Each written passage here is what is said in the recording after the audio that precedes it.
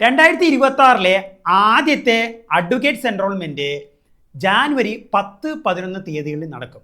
അതിലേക്ക് അപേക്ഷിക്കാനുള്ള last date എന്ന് പറയുന്നത് ഡിസംബർ 9 ബാർ കൗൺസിൽ ഓഫ് കേരളയുടെ ഒഫീഷ്യൽ സൈറ്റ് വഴി ഓൺലൈനായി എൻറോൾമെന്റിന് വേണ്ടി അപേക്ഷിച്ചതിന് ശേഷം ബാർ കൗൺസിൽ ഓഫ് കേരളയുടെ ഓഫീസിൽ നേരിട്ട് പോയി ഫിസിക്കൽ വെരിഫിക്കേഷൻ നടത്തേണ്ടതാണ്. ആ ഫിസിക്കൽ വെരിഫിക്കേഷന് പോകുമ്പോൾ കയ്യിൽ കരുതുന്ന ഡോക്യുമെന്റ്സ് എന്തൊക്കെയാണ്?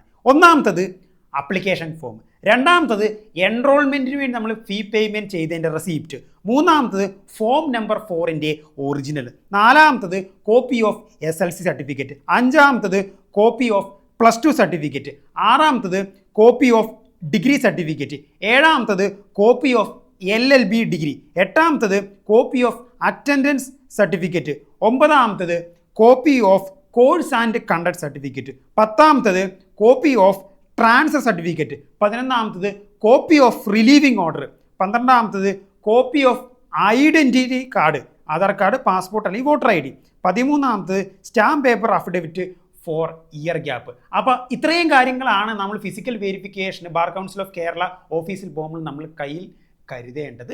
കൂടുതൽ ലീഗൽ അപ്ഡേറ്റ്സിനെ എൻ്റെ ചാനൽ ഒന്ന് ഫോളോ ചെയ്യുക.